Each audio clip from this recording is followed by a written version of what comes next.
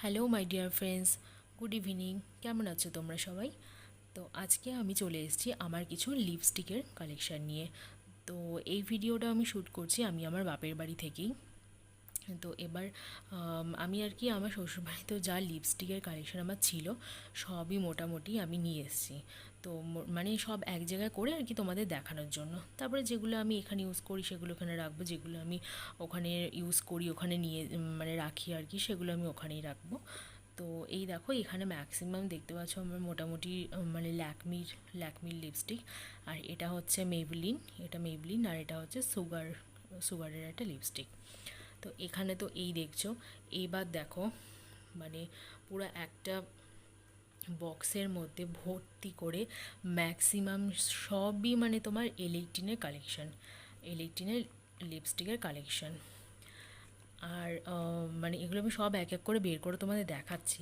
সবার আগে যেটা দেখাবো সেটা হচ্ছে তোমার মানে অনেক বছর আগে যে ল্যাকমির যে লিপস্টিক ছিল, সেই লিপস্টিকের মানে একদম যে পুরনো যে শেডগুলো ছিল সেই লিপস্টিকের শেডগুলো এখনও আমি রেখে দিয়েছি, কারণ আমার একটা মানে পছন্দের কালার আছে।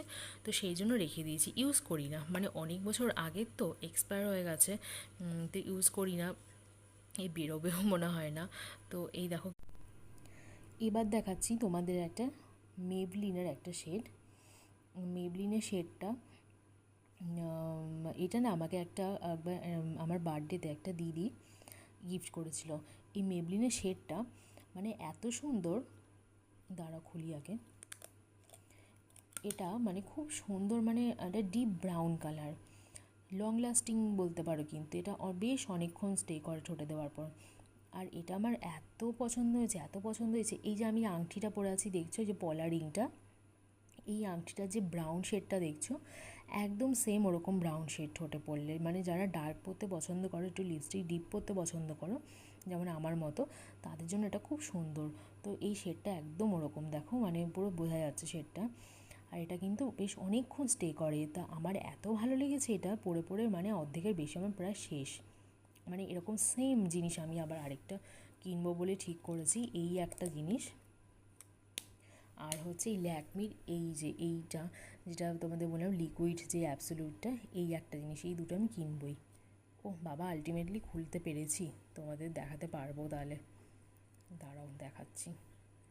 মানে এইভাবে দেখলে হয়তো তোমরা শেডটা বুঝতে পারবে না, এটা প্রায় আমার শেষের দিকেই যখন আমি পড়তে যাই। আর এটা এতটা দাম না মানে কিনতে কি বলবো, মানে কেনাই হয়ে উঠছে না, কবে কিনবো